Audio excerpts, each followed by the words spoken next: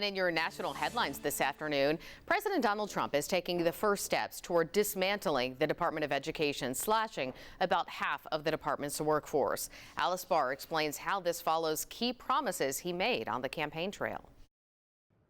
This morning, major cuts to the Department of Education with the announcement nearly half its staff, roughly 1,300 career employees, will be out of a job.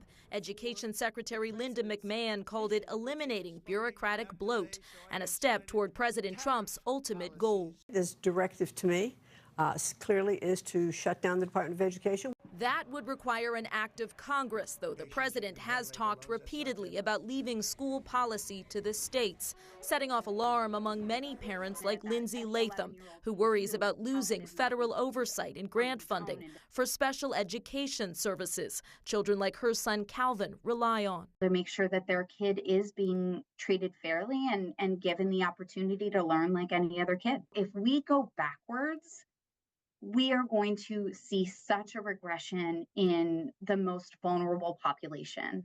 Secretary McMahon saying the department will still deliver on special education funding and other statutory programs. From nervous parents to rattled markets, Wall Street saw more losses Tuesday as another bout in the Trump trade war takes effect today.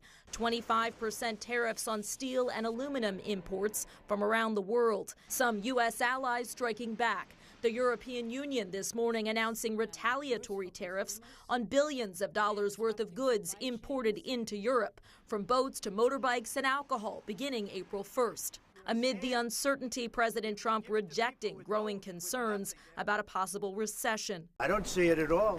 I think this country is going to boom. Adamant his sweeping tariffs will strengthen the U.S. economy.